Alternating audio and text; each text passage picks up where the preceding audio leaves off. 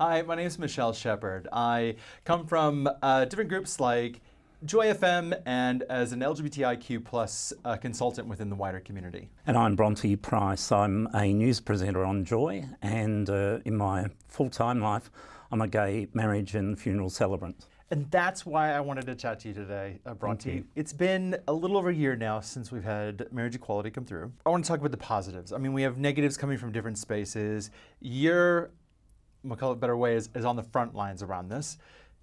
What are some of the amazing stories you've been hearing along the way? Stories around everyone that I've married has absolutely wanted to.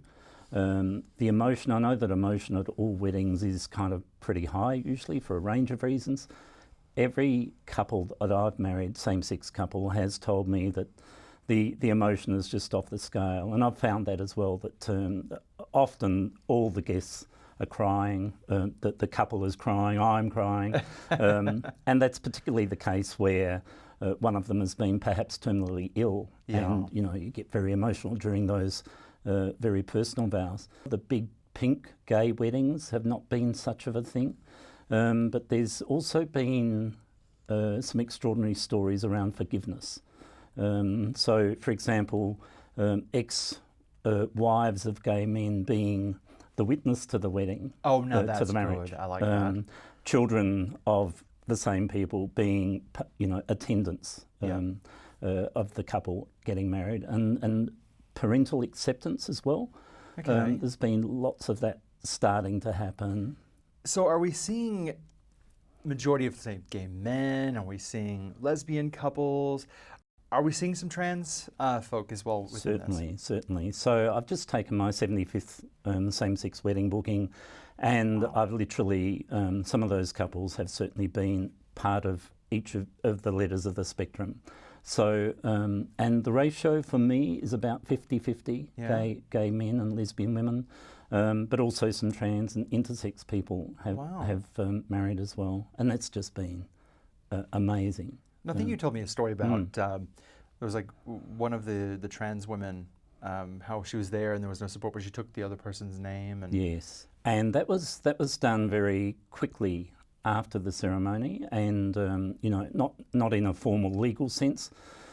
And I've had that happen with several couples where one of the couple has taken the other's name almost immediately because it's their safe space.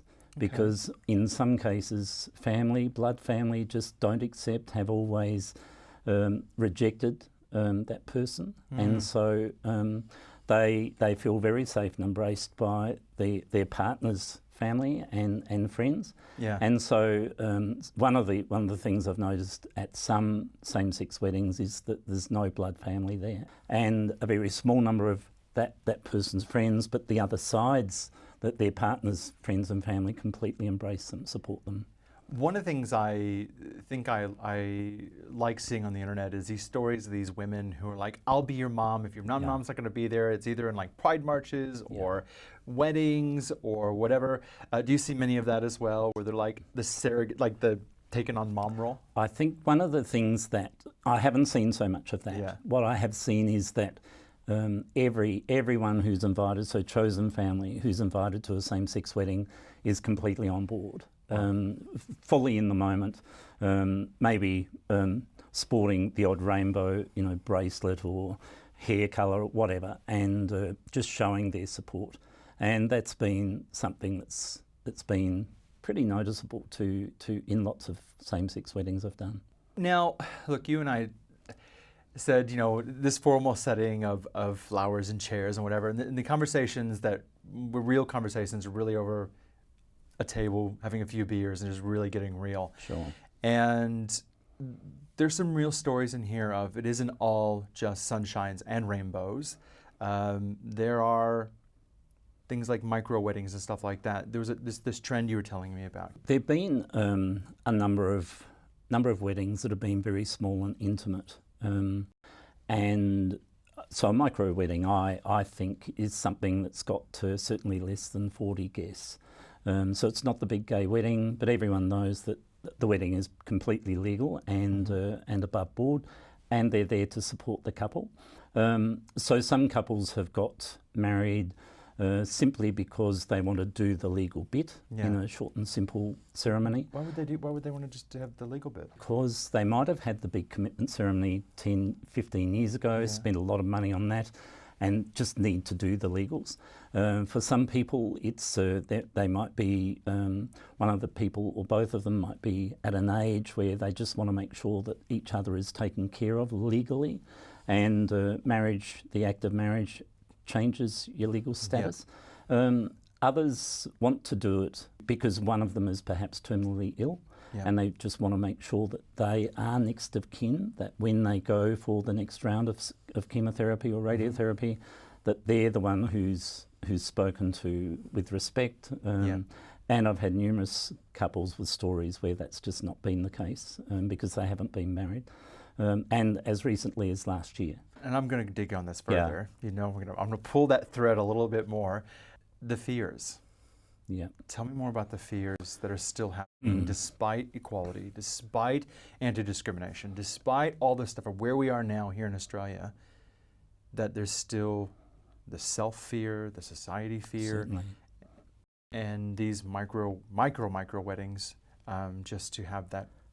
Probably around 25% of the same-sex couples I've married have wanted only themselves, me as a celebrant, and 2 witnesses, with no photos. Sometimes they ask for the wedding to be at my home office or in the boardroom of a business hub that I have access to.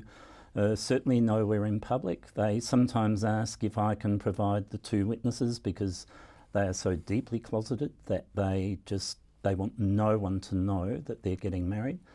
And we've got to understand that some people, couples like that, are possibly not out to anyone but each other.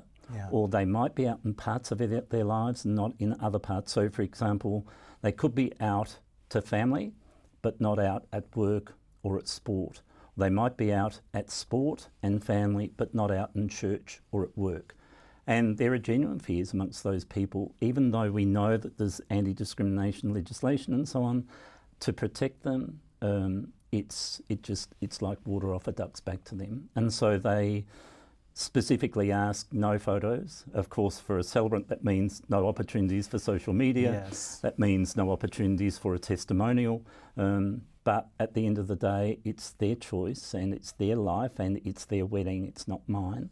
And so completely respect all of that. It's just a shame that, you know, we're at a space right now where even being a trans woman, that I can be freely walking down the streets. Look, it's not the safest sometimes. It still has its times.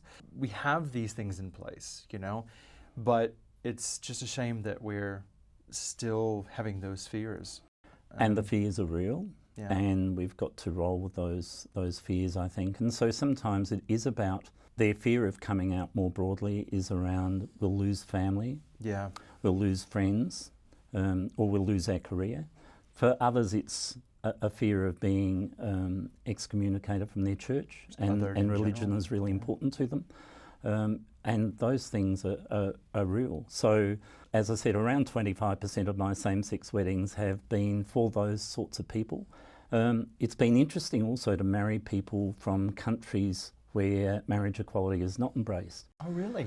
And so from places like Pakistan, from Singapore, from China, from India, there's been quite an influx of people from those countries, and it's a very short and sweet ceremony. It's very legal, and they go back to their country, continuing to live together as friends, if you will, but they're legally married.